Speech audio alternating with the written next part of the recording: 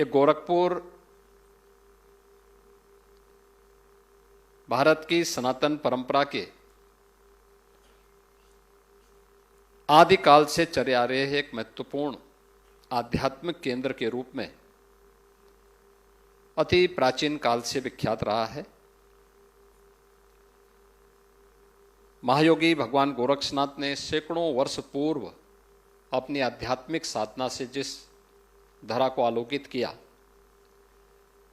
वो आज पूर्वी उत्तर प्रदेश के एक प्रमुख केंद्र के रूप में गोरखपुर के रूप में हम उसे जानते हैं। आध्यात्मिक ऊर्जा इस क्षेत्र की इस रूप में देश और दुनिया के अंदर अपने प्रकाश को बिखेरती है, इसका अनुमान हम इसी से लगा सकते हैं कि देश के जितने भी महत्वपूर्ण बौद्ध तीर्थ स्थल हैं वह गोरखपुर के इर्द गिर्द स्थित है। भगवान बुद्ध की महापरिनिर्वाण स्थली कुशीनगर गोरखपुर से मात्र 50 किलोमीटर की दूरी पर स्थित है। संत कबीर की पावन निर्वाण स्थली मगहर गोरखपुर से मात्र 30 किलोमीटर की दूरी पर स्थित है। भगवान बुद्ध की जन्मस्थली लुम्बिनी यहां से 90 किलोमीटर की दूरी पर स्थित है और जैन परंपरा के 24वें तीर्थंकर भगवान महावीर की पावन पावानगरी इसी गोरखपुर में मात्र 70 किलोमीटर की दूरी पर स्थित है। अगर हम इस देश के अंदर भारत की सनातन परंपरा के एक महत्वपूर्ण केंद्र अयोध्या श्री राम जन्मभूमि की बात करें तो मात्र 2 घंटे की दूरी पर यहां से अयोध्या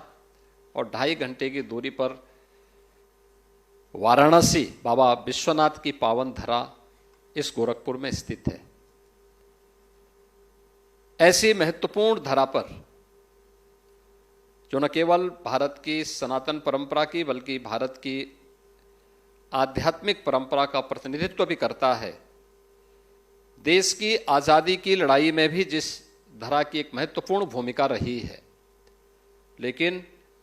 आजादी के पूर्व भी और आजादी के बाद यह क्षेत्र शैक्षिक रूप से आर्थिक रूप से जिस विपन्नता का शिकार था, आज इस देश के यशस्वी प्रधानमंत्री आदरणीय श्री नरेंद्र मोदी जी के नेतृत्व में डबल इंजन सरकार ने उस आर्थिक विपन्नता से उसे मुक्त करते हुए आज शैक्षिक और आरोग्यता के एक महत्वपूर्ण केंद्र के रूप में पूर्वी उत्तर प्रदेश और देश को स्थापित करने का जो संकल्प लिया है, आज उसके एक वट वृक्ष के प्रथम कॉन्वोकेशन सेरेमनी कार्यक्रम आपके इस सानिध्य में यहां पर संपन्न होने जा रहा है।